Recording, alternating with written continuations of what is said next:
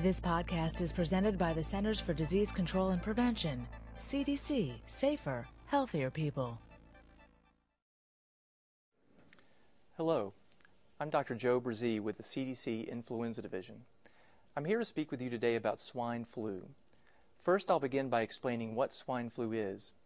Swine flu is a respiratory disease of pigs caused by type A influenza viruses. Outbreaks of swine flu happen regularly in pigs. People do not normally get swine flu, but human infections can and do occur. Most commonly, human cases of swine flu happen in people who are around pigs, but it's possible for swine flu viruses to spread from person to person also. The symptoms of swine flu in people are similar to the symptoms of regular human flu and include fever, cough, sore throat, body aches, headache, chills, and fatigue.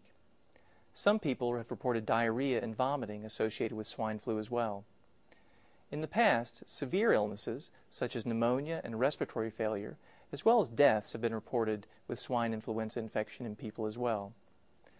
Like seasonal flu, swine flu may cause a worsening of underlying chronic medical conditions. I'll now discuss the severity of swine flu illnesses in people. Similar to seasonal flu, swine flu in humans can vary in severity from mild to severe. Between 2005 until January 2009, 12 human cases of swine flu were detected in the United States with no deaths occurring. However, swine flu infection can be serious. In September 1988, a previously healthy 32-year-old pregnant woman in Wisconsin was hospitalized for pneumonia after being infected with swine flu, and she died 8 days later. A swine flu outbreak in Fort Dix, New Jersey occurred in 1976 that caused more than 200 cases with severe illness in several people and one death. Spread of swine flu can occur in two ways. The first way is through contact with infected pigs or environments contaminated with swine flu viruses. The second way is through contact with a person infected with a swine flu virus. Human-to-human spread of swine flu has also been documented and is thought to occur in the same way as seasonal flu. Influenza is thought to be spread mainly person to person through coughing or sneezing of infected people. Next, I would like to tell you about medicines that can be used to treat swine flu. CDC recommends the use of oseltamivir or zanamivir for the treatment and alternatively the prevention of infection with these swine flu viruses. Antiviral drugs are prescription medicines such as pills, liquids, or inhaler that fights against the flu by keeping flu viruses from reproducing in your body. If you get sick, antiviral drugs can make your illness milder and can make you feel better faster. They may also prevent serious flu complications. For treatment, antiviral drugs work best if started soon after getting sick, specifically within 2 days of symptoms. People with swine influenza infection should be considered potentially contagious as long as they are symptomatic, and possibly for up to 7 days following the illness onset. Children, especially younger children, might potentially be contagious for longer periods. There is no vaccine available right now to protect against swine flu. However, there are everyday actions that people can take to help prevent the spread of germs that cause respiratory illnesses like influenza. Take these everyday steps to protect your health. Cover your nose and mouth with a tissue when you cough or sneeze.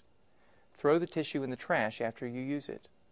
Wash your hands often with soap and water, especially after you cough or sneeze.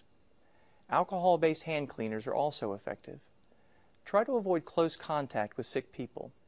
If you get sick with influenza, CDC recommends that you stay home from work or school and limit contact with others to keep from infecting them. Avoid touching your eyes, nose, or mouth because germs can spread that way. Now I will move on to discuss what you should do if you get sick. If you live in an area where swine flu infections have been reported, and if you become ill with influenza-like symptoms, including fever, body aches, runny nose, sore throat, nausea or vomiting or diarrhea, you may want to contact your healthcare provider, particularly if you're worried about your symptoms. Your healthcare provider will determine whether influenza testing or treatment is needed. If you're sick, you should stay home and avoid contact with other people as much as possible to keep from spreading your illness to others. If you become ill and experience any of the following warning signs, seek emergency medical care.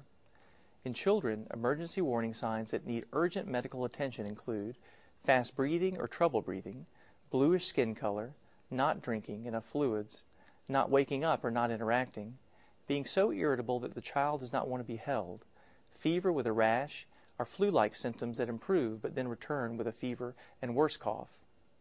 In adults, emergency warning signs that need urgent medical attention include difficulty breathing or shortness of breath, pain or pressure in the chest or abdomen, sudden dizziness, confusion, and severe or persistent vomiting. People don't need to worry about eating or preparing pork. Swine influenza viruses are not spread by food. Eating properly handled and cooked pork products is safe. For the most accurate health information, visit www.cdc.gov or call 1-800-CDC-INFO 24/7.